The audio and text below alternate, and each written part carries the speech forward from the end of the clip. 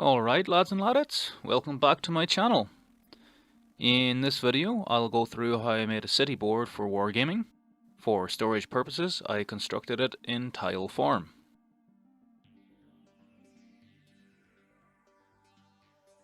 To stop warping I started with a plastic sheet and sanded it for adhesion.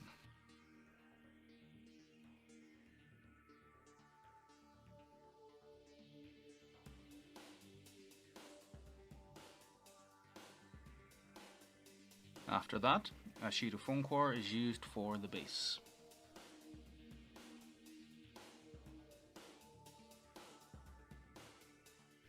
For a number of the tiles, I put down a sheet of disposable chopping board.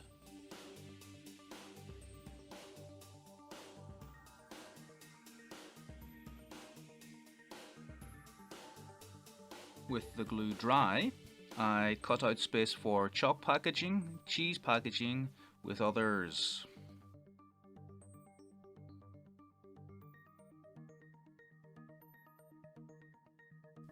The other details included a soup cap lid, half of a mint box, milk carton neck, and a piece of furniture packaging.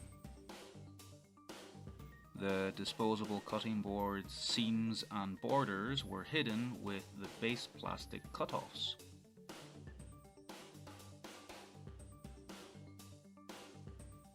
After cutting a hole in the soup cap, it was filled with deodorant part internals and button parts made of plastic.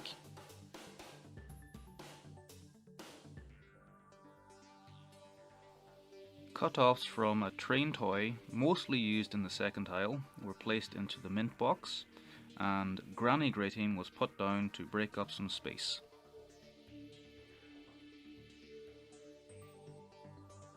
I use wedges of base plastic for extra detail for the rim.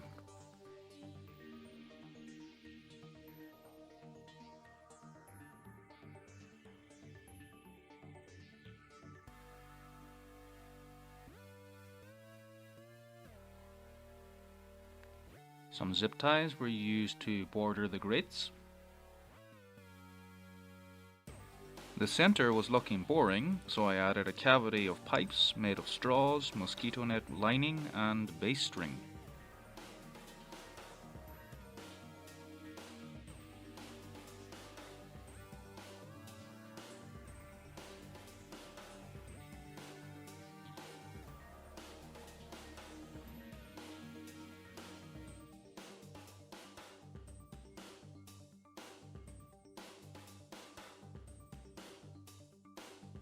The same materials were also used inside the mint box, and extra parts were used for the vents off screen where ice cream cups and bleach funnels.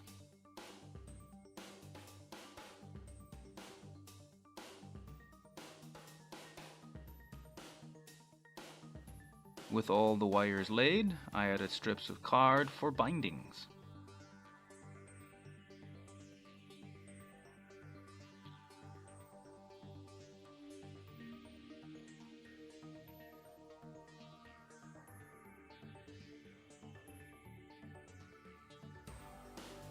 Zip ties and electronic parts were used for further detail.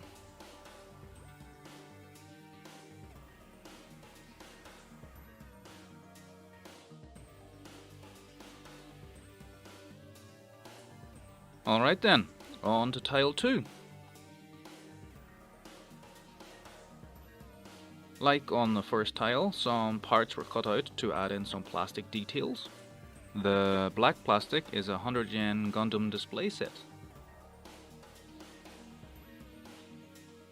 The grey plastic was the plastic train toy I mentioned before, and the center plastic black piece was made from a broken headphone.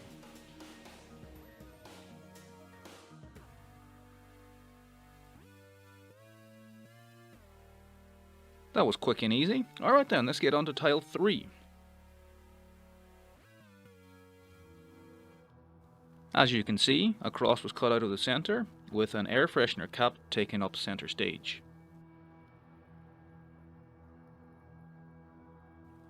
For the corners, I used some garden cat spikes that are used to keep them out of the garden. I clipped off the spikes, and in the far corners of these squares I put some disposable chopping board.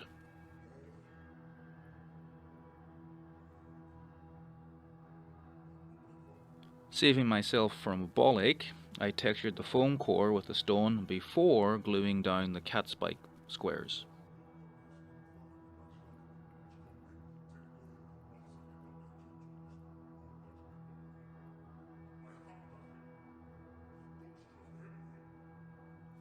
To finish off these corners, I used some zip ties and some base plastic cut-offs to finish them off.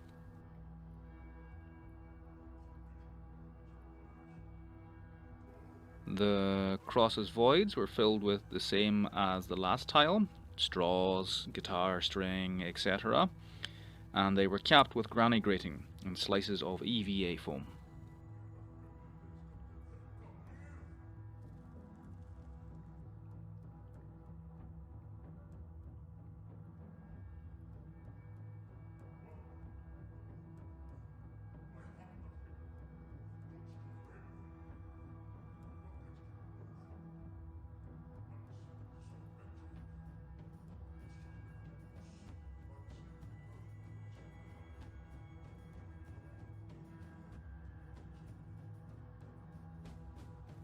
Okay, great. On to tile number 4. Space was cut out for a broken CD case, which was adorned with train toy leftover pieces, plastic buttons, and other bits of plastic rubbish.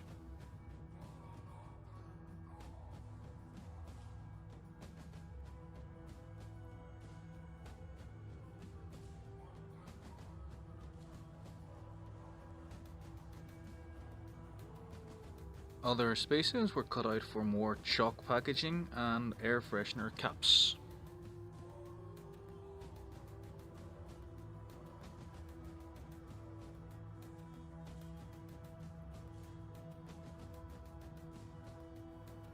With those in place, I cut out some concrete pour lines and widened them with a pencil. Standard fare.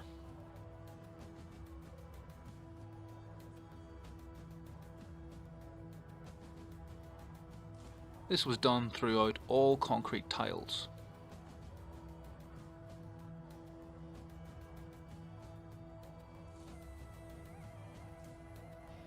I felt like the tile was lacking detail, so I added a sheet of EVA with vents in the center.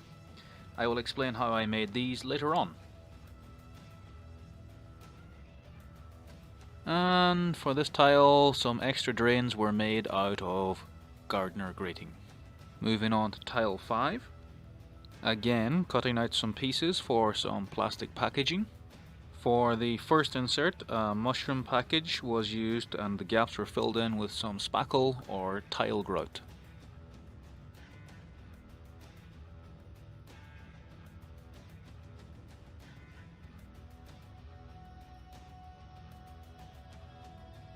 Similar to the previous tile, these vents were made using drink bottle necks, granny grating or gardener grating, and some drawer liner.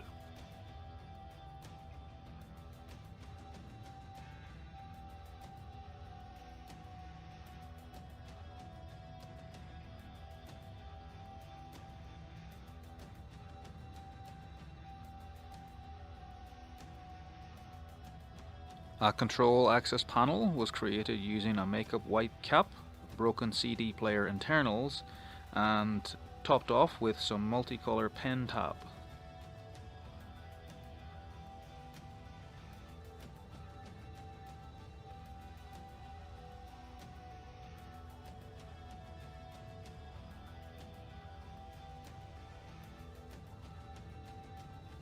Another large vent was made with a air freshener lid rimmed with cat trap cutoffs. Off screen I made a large grill using gardener grating and rimmed with base plastic cutoffs like in the first tile. And then to top off this tile I just made more concrete pour lines and widened them with a pencil again. Okay, on to tile number 6. This tile was pretty much more of the same.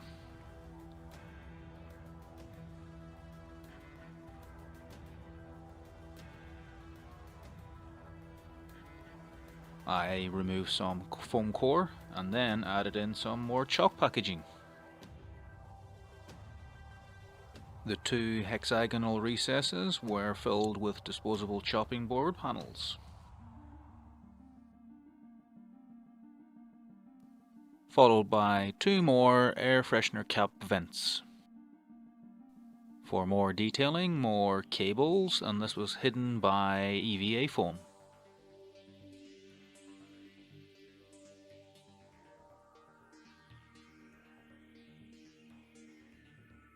The chopping board panels were further detailed with zip tie cutoffs and zip ties and rhinestones.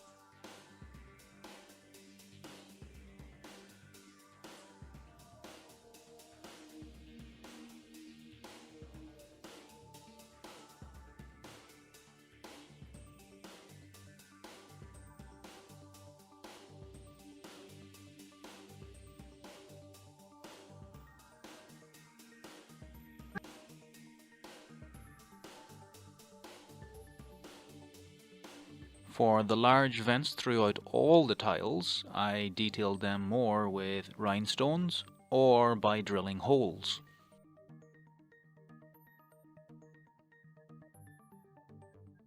Right, and we're on to the 6 street tiles, which are made pretty much the same.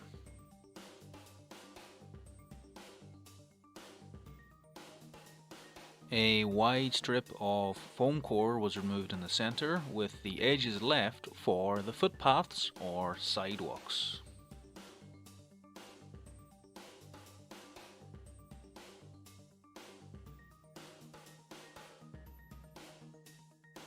The roads were filled in with the obligatory cork sheeting, and the gaps were filled with tile grout, and stamped texture was put into it with cut-offs of the cork sheeting.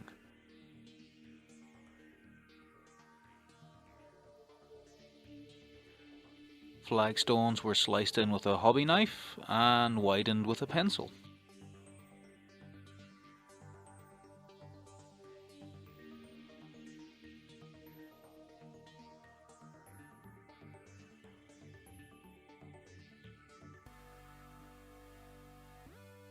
For fine details, I used a bit of food packaging and plastic card to make a drain. This drain was replicated multiple times with blue stuff and UV resin. This stuff is as cheap as chips on Temu. Go get it.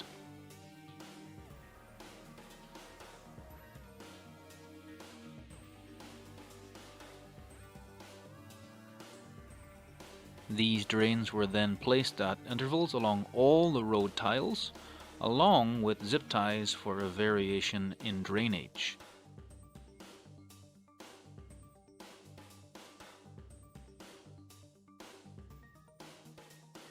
I made some manholes using more food packaging and rings of plastic card.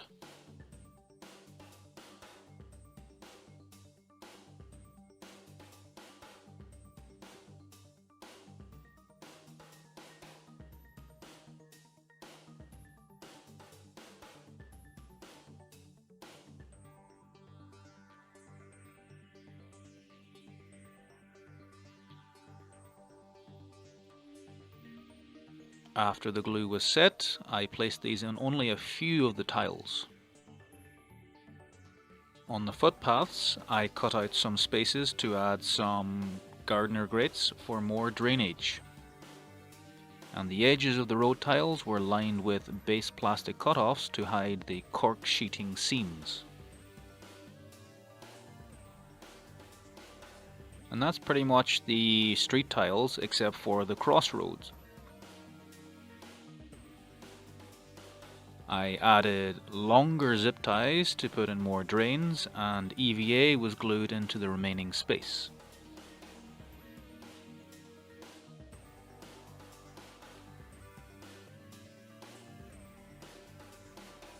I glued a printout of the Imperium of Man symbol onto card cut it out and glued it into place.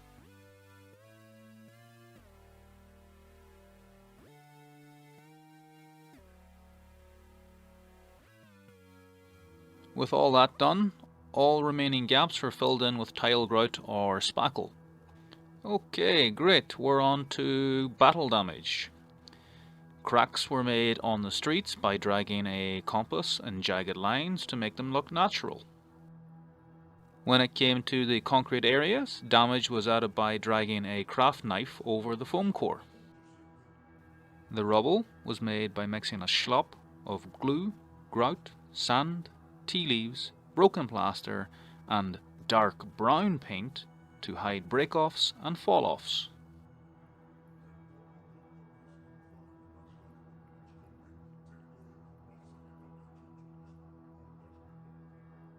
This sludge was slopped out haphazardly over all the tiles.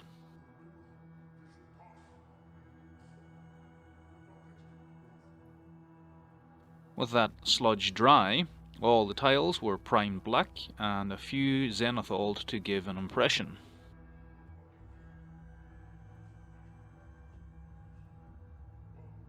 All the concrete areas were sprayed with a bluish light grey. The asphalt or tar was painted with a dark grey, and the large metal tiles painted with a gunmetal.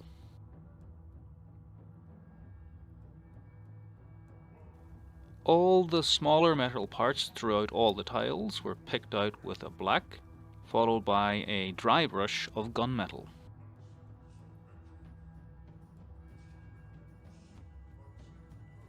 Over all the tiles, the trim was painted with a copper as a base.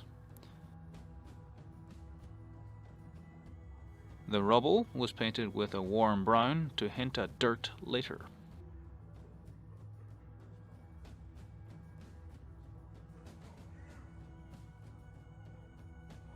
Hazard stripes were sponged on in lighter shades of yellow, then black and lighter shades of grey.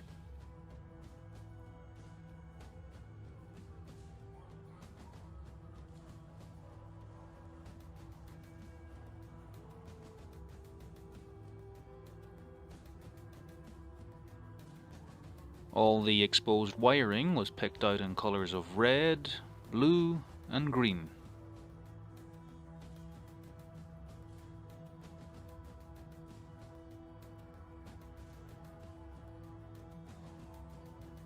With all those base coats down, every single tile was slathered in a heavy oil wash.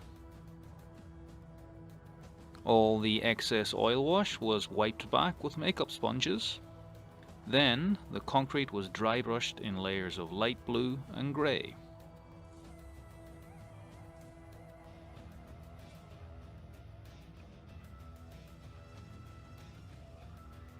The tar or asphalt was done in grey, as was the rubble.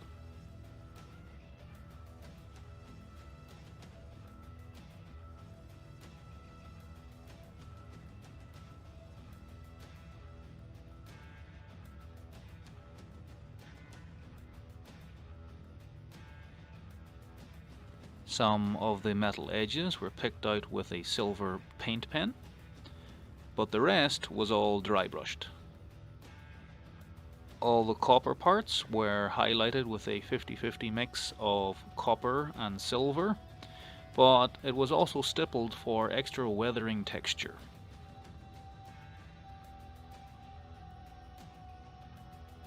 The wires were also highlighted with their respective colours.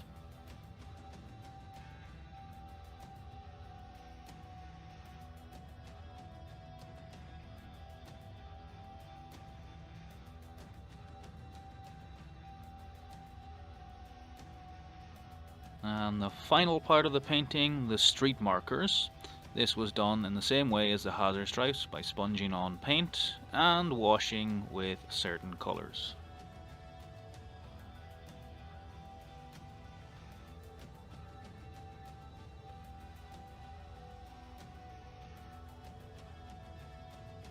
And that is all she wrote. Please enjoy the beauty shots.